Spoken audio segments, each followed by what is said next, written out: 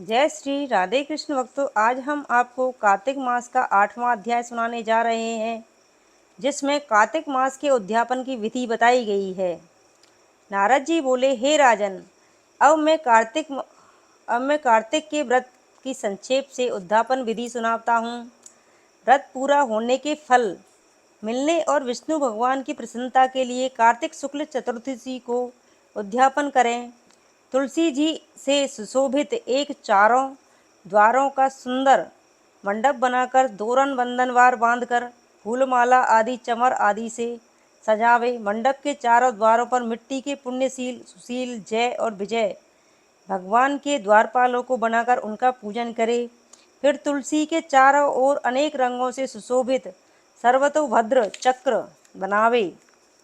उसके ऊपर पंचरत्न और नारियल रखकर एक सुंदर कलश स्थापित करे। इसके बाद वहां शंख चक्र गदाधारी पीताम्बर से युक्त लक्ष्मी सहित भगवान विष्णु की स्थापना करके पूजन करे। व्रती पुरुष ब्रह्मा आदि देवता और इंद्र आदि लोकपालों का मंगल हेतु पूजन करे। द्वादशी को भगवान उठे, त्रयोदशी को देवताओं ने उनके दर्शन किए और चतुर्दशी को देवताओं ने उनका पूजन किया। अतः भगवान की उस दिन शांत और सावधान होकर पूजा करे।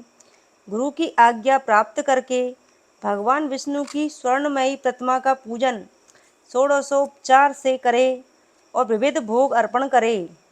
रात्रि में जागरण कर वाद्य आदि के साथ भजन कीर्तन करता रहे। प्रातःकाल उठकर नित्य नैमित्तिक कर्म करे। उसके बाद हवन करे, ब्राह्मणों को भोजन करावे तथा धन का लोभ छोड़कर यथाशक्ति दक्षिणा देवे।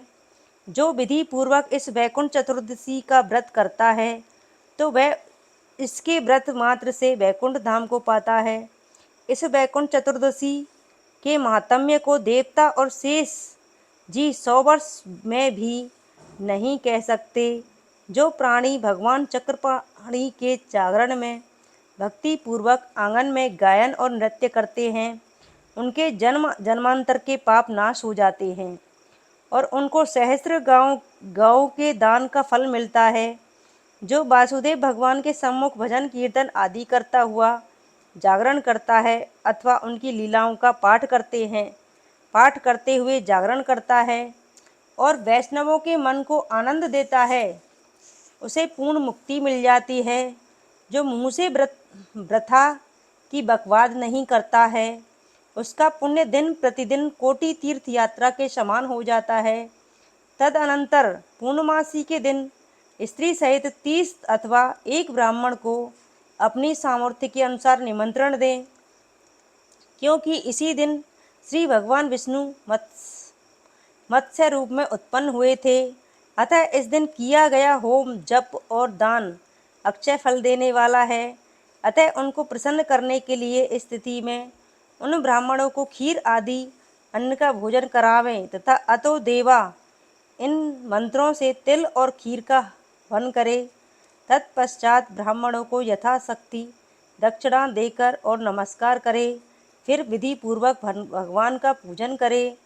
उसके बाद देवताओं और तुलसी और कपिला गौ का पूजन करे। फिर सपत्नीक वस्त्र आभूषणों से सुसज्जित होकर उपदेश करने वाले गुरु का पूजन और समापन करावे तथा प्रार्थना करे। प्रार्थना मंत्र: योस्म उत्साद देवेशम प्रसन्नो अस्तु सदामम व्रत आदि स्मा च यत्पापम सतजन्म कृतं मया तत्सर्वनाशम आयतु स्थिरा मे च अस्तु संततिः मनोरथः च सफला सन्तु नित्यं मर्मचार्यः देहान्ते वैष्णवं स्थानं प्राप्नुयामायति दुर्लभम।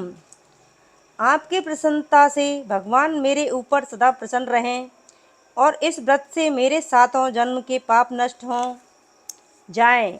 मेरी संतान पुत्र पौत्र आदि दीर्घायु हो तथा पूजा करने से मेरे मनोरथ सफल हों और मरण उपरांत मुझे विष्णु लोक की प्राप्ति हो। ऐसे उन ब्राह्मणों से क्षमापन करा के और प्रसन्न कर पूजा विसर्जित करें तथा पूजा की सामग्री एक गौ के समेत गुरु आचार्य को निवेदित करें उसके बाद परिवार व मित्रों सहित भोजन करें। कार्तिक और माघ की ऐसी विधि कही गई है। ऐसे सम्यक रीति से कार्तिक का व्रत करने वाला संपूर्ण कामनाओं से युक्त पाप रहित होकर संपूर्ण तीर्थों का करोड़ गुना फल प्राप्त कर श्री भगवान विष्णु के समीप चला जाता है। भक्ति सहित कार्तिक का व्रत रखने वाले लोग धन्य हैं, वे ही सदा पूज्य हैं और वे ही सफल मनोरथ है। कार्तिक के उपवास के भय से देहस्थ सब पाप कांपने लगते हैं और कहते हैं कि अब हम कहाँ जाएं। वे व्रती के तेज से क्षीण होकर दूर भागते हैं। जो कार्तिक महात्म्य को भक्ति पूर्वक सुनते और कहते हैं, वे पाप रहित हो उत्तम फल प्राप्त करते हैं। इस प्रकार कार्तिक मास का 8वां अध्याय समाप्त हुआ। जय श्री कृष्ण। राधे राधे भक्तों।